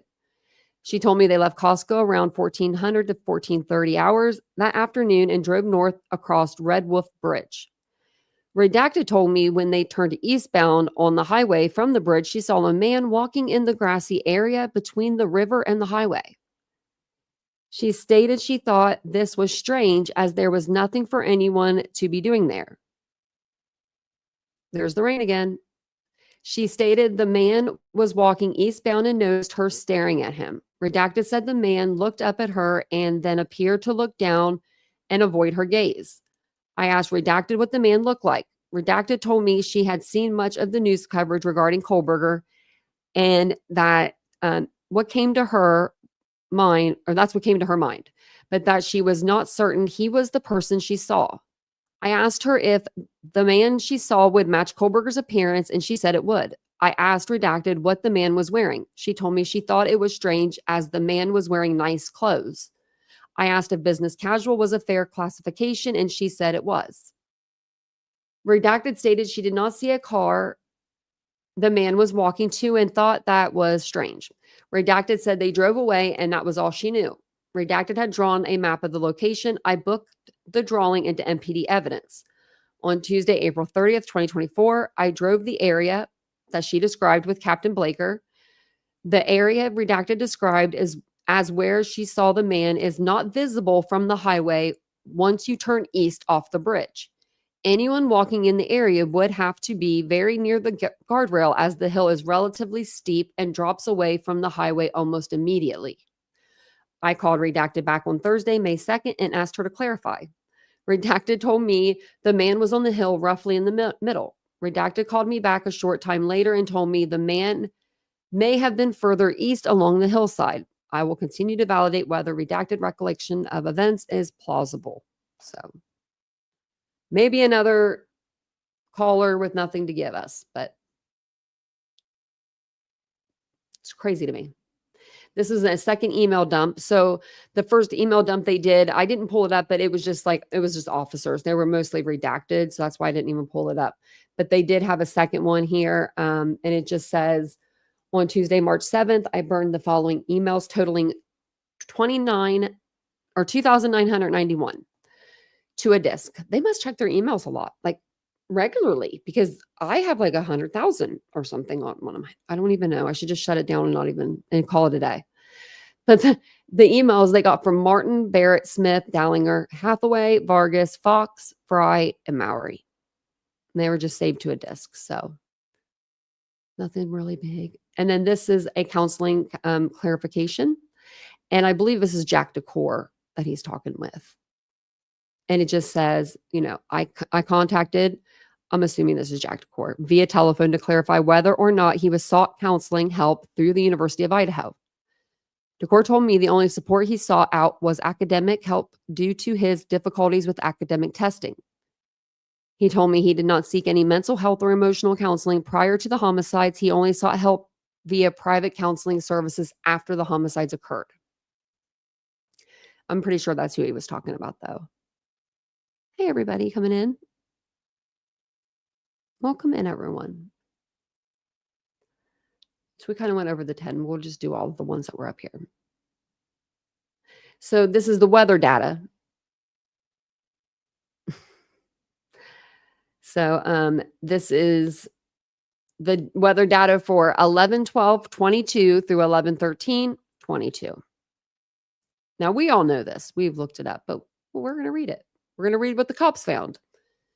File attached to Spillman file under weather data. Okay. On July 2nd, 2024, I accessed the National Oceanic and Atmospheric Administration website for historical weather data. Let's blow this up a little bit. Titled National Centers for Environmental Information. Within this website, I accessed the local climatological data tool and selected the state of Washington to search for weather stations. I located the Pullman-Moscow Regional Airport weather station in the search results and requested data for the dates of 11/12/22 to 11/13/22. Within this tower data, I selected the following information. Thank you, Ishi, for gifting out 10 memberships. That's so nice. Thank you. Welcome in, everybody. Chris, Handsome Calvin got it. Perry, Laura, Terry Ann, Chrissy, and Pearl. Welcome in. Oh, look, I'm actually missing people. Mary Lynn, and Body Nature Blessed Gigi of 10.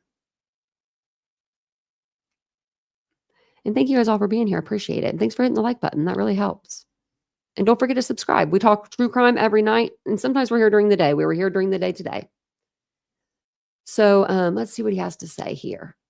Within this tower data, I have selected the following information: daily output, hourly participation output, hourly remarks output, and documentation. I completed the above mentioned date range and requested the data be sent to my department email. Okay,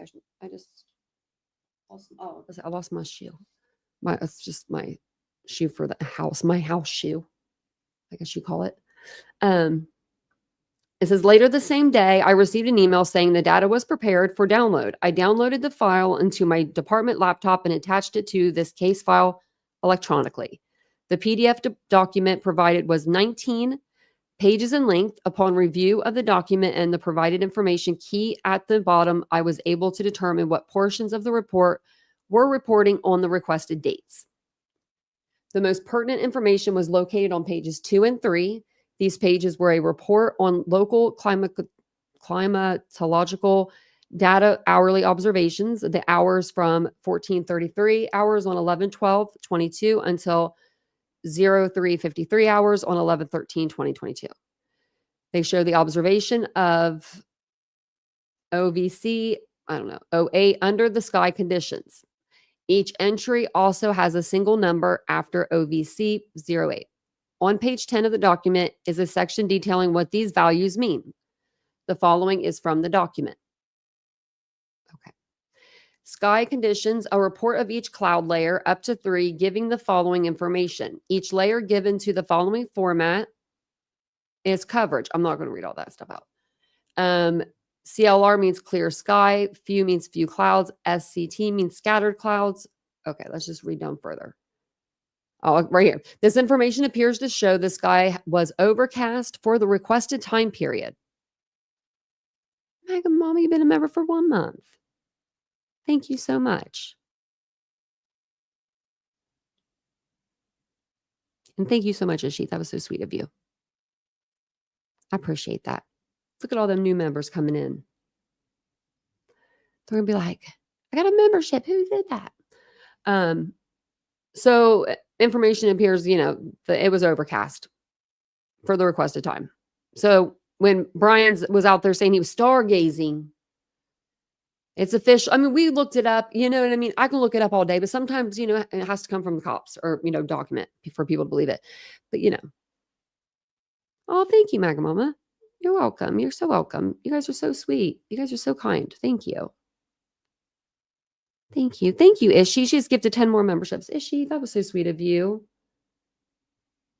Welcome on in, Courtney, Michelle, Lexi, Texi, Jinja, Alexander, PA, Laura, Carol, True Crime Debates. Oh, that's a new name. Jen.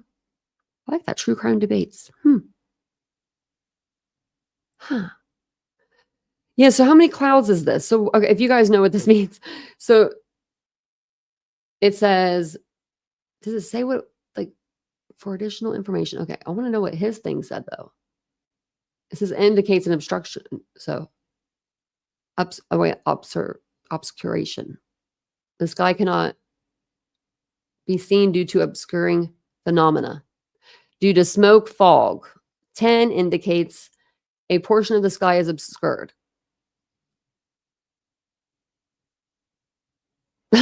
Sure. Maybe his visual snow looked like stars. He couldn't tell the difference. Maybe. Didn't somebody say in here that they had visual snow? Thank you so much, Ishi. That was so sweet of you. And thank you, Maga Mama. I'm pretty sure someone in here had visual snow. And I was like, damn, that would be awful. This is coming from somebody with one eye. Damn. Did you guys see my, what? That was weird. It I don't know, highlighted something. Didn't highlight your gifts, it highlighted your name. I meant to highlight your gifts. But you know what I meant. What was it? Oh, did you guys see my video short today on my other channel? If you haven't, go over and check it out. If you haven't followed me over on the TikTok on Unfiltered with Tanya, follow me. I need to get I think you only need 50 followers actually to go live. I thought it was 1,000. I think you only need 50. So I only need 40 some more. I have 6 followers over there. I've only put out a few videos and I keep forgetting to tell people about it.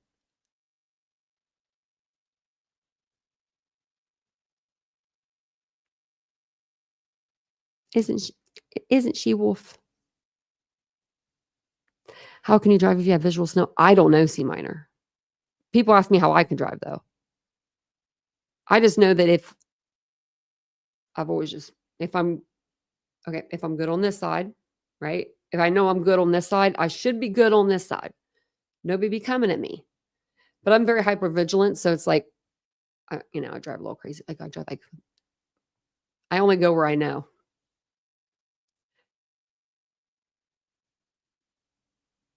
It was the lamest alibi. It truly was. It truly was. It wasn't a good one. If I was him, I would have been like, I don't know. But I think he knew that he had to say something because his phone turned back on right outside of his house. Not in the parking lot. It was in downtown Pullman, I believe. Down by the school. And when he turned his phone back on, so he would have had to said he went out at some point. Right? But he's not very smart guy. Not very smart guy. But I will be back on to read more documents. My other channel is Unfiltered with Tanya. Let me see if I don't have a thing for that. Let me just I'll just type it in here. Hopefully it works.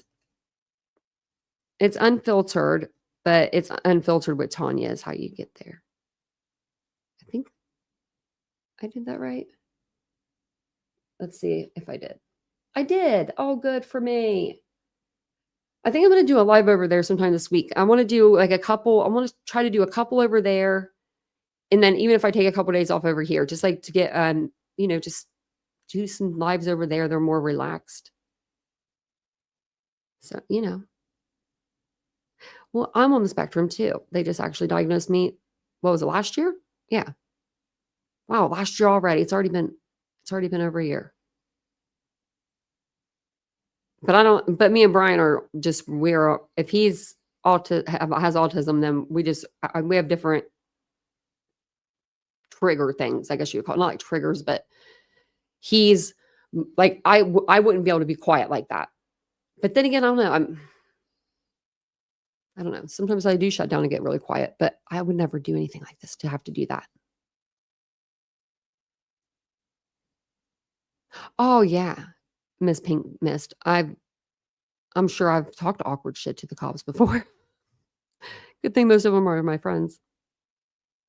20 more likes to hit 250. You can do it.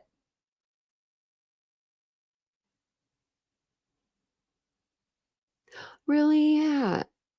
Oh, we're Chris. Yeah, you can drive. Yep. It just, and like the law depends on your state too. I know that there's some states out there that require the driver to only drive within like certain hours of the day, which I could totally see that, that's perfectly fine. I do too, C minor.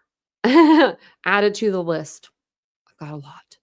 But, and with my eye, I could do anything. Tell her she could do anything pretty much that anybody else can do. Anything that anybody can do, she can do. And probably better. Look at me. I'm reading documents to you guys with one eye. I'll mess up here and there, but I'll mess up too much. And you just got to get more, like, I don't know. With time comes confidence. So just tell her, just time gives you confidence. I don't know how long it's been, but I know my first couple of years, my confidence grew. Actually, when I got my prosthetic, my confidence grew. The first picture I took with my prosthetic in, the picture's terrible. I look terrible. But at that time, I thought I looked excellent. And I do look excellent, like looking back on it. Don't be so hard on yourself, Tanya. But no, like, I'm not where I wanted to be. I'm not where I am now. But back then, like, and when I first got my eye, I just remember everybody just was so excited for me that, my eye wasn't shut anymore. And I had an eye. And now I have 3 of them.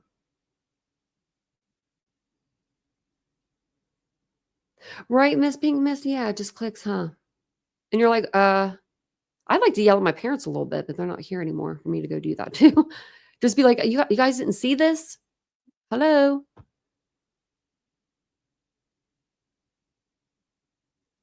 Yeah, right? Better than the ones with sight. And like, I don't know, you just are people that have lost their eye, no matter who it is,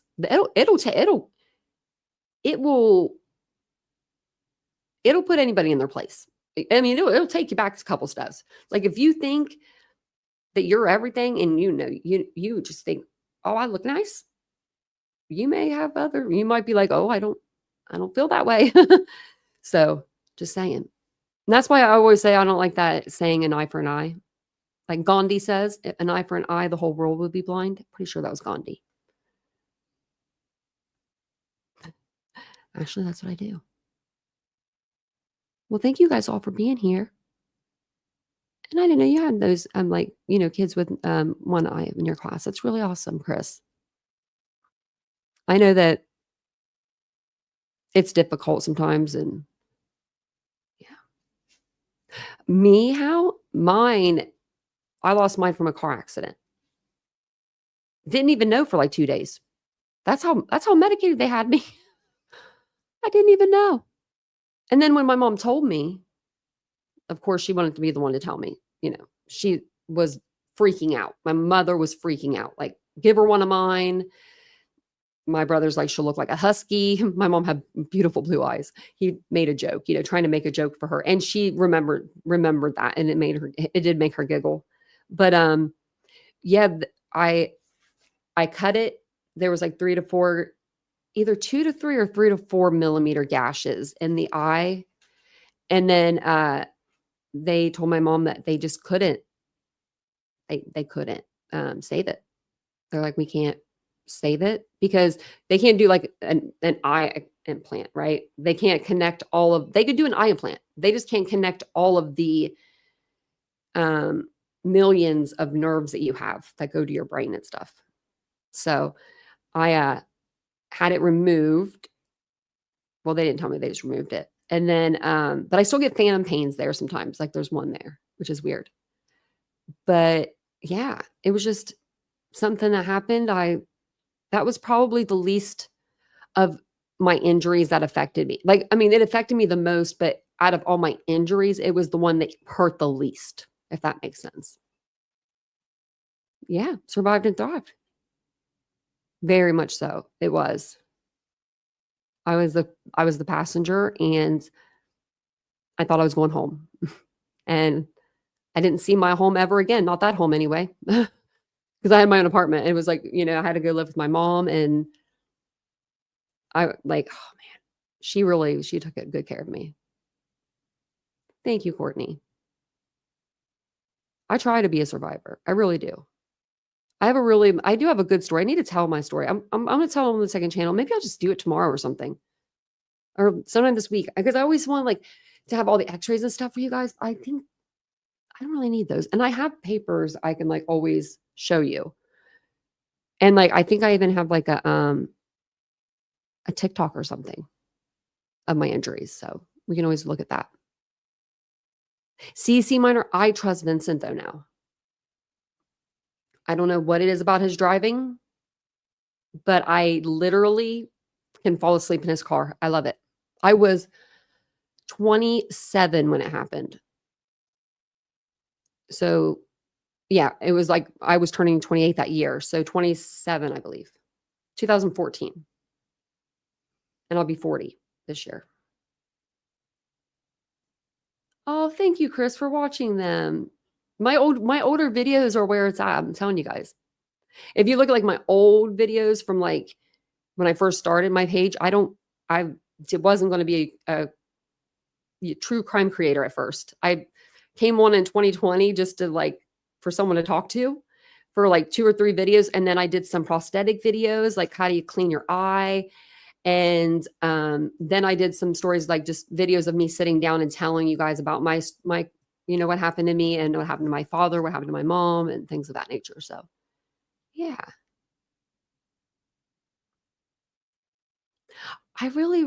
Hey, Squeaky, that's what my mom wanted to give me, was one of hers. And it would have been so blue. I'd have been like, Mom, I wanted your blue eyes, but not literally. Thank you guys. I appreciate you guys for all the kind words. I really do. And I'll have to tell you guys about it, because man, it's a pain in the ass to learn how to walk again. And I know some of you guys have had to learn, so you guys can relate. And there's just been a lot, right? There's just been a lot. It's just crazy. I'm totally going to share your prosthetic process. Yeah. Yeah. If you need me to make anything, like if they ask a question, come and ask me. I don't mind making the videos about prosthesis at all. I mean, especially I could do that on my other channel too. I could always do like a whole video of all kinds of different things. Because I thought about doing that, adding it into just like videos that I do. Because I know that like doing makeup, you can't do any alcohol. You're not supposed to put any alcohol on you, like on your eye, around your eye. So I have like the products that you could, that you should use instead. And I should do like a live on those. Yeah, it is humbling. How about, well, I know you've been You've had to learn. You literally got thrown out of your home. I thought about getting one, an eye with like, my friend was like, you need one with extra veins for whenever you drink. And I'm like, oh, it's a good idea. It's a good idea because they do put little veins in the eyes. Yeah. Yeah, Chris, just let me know. Because even people that don't have a prosthetic, it could still come in handy for people. You know, and a lot of the stuff is just stuff I've had to, figure out over the last 10 years. Yes. Ishi, we need to get together because we could do a live together.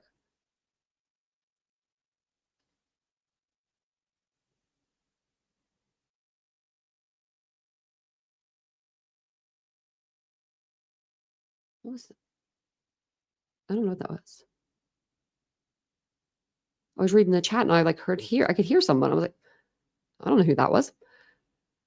But I'm gonna jump off here. But yeah, we'll definitely do maybe I'll come on and do a live tomorrow, like during the day on the other channel. Thank you, Chris. And she said, yes, I'll be on my best behavior. You don't have to be. It is, isn't it, Ladybug? It's a pain to learn. I don't want to have to ever learn again. I have my wheelchair for a reason. I kept it. We only need 2 more likes. My second channel, I put it in the chat, but let me put it in here again for you guys. It's called Unfiltered with Tanya. Just like, it's just a little more of the unfiltered side of me. I haven't posted that many videos over there, I feel like, in a while. Like, to where I've established the channel. I feel like we need to do more videos. Like some more lives and videos. Unfiltered. Okay. I think that's the right one. I'll double check it again over here. I just put it in the link in the chat. Yep. And I did put a short video over there today, and I did it on my TikTok too. It just talks about me not having to, like, I haven't watched any drama channels. I haven't been in a live or anything for a week and 2 days. And don't you leave my lives. I'm talking about the crazy lives. Haven't been in any of those. And my brain feels so much better. I'm not going to lie. It does. It feels like I've just been replenished. US $2.49, Kelly. Thank you. And thank you for gifted memberships, guys. And thank you for the super chats and everything. I appreciate it. Yeah. And I can share my story tomorrow. I feel like I'll have enough energy to do that. Sometimes it takes a lot out of you, like when you talk about something, like, I don't know how to explain it. It's like that when I talk to my counselor for an hour, I'm like, what am I going to tell her? But thank you guys for being here. I appreciate it. Don't forget to hit the like button, the subscribe button. Thanks for sitting and talking to me for an extra minute after the live. That's what we usually do after our lives. We will sit here and we'll just chit chat for a little bit. So if that's something that you're into, you like true crime, don't forget to subscribe, hit the bell icon to be alerted to all new content. If you are on a phone and you're not getting any alerts for any of your people and you're like, why am I not getting any YouTube alerts? You have to go into your YouTube settings in your actual phone, not the YouTube app. And then you have to hit all notifications. So that way you'll get them. I'll see you guys all tomorrow. Have a wonderful evening. Bye, guys.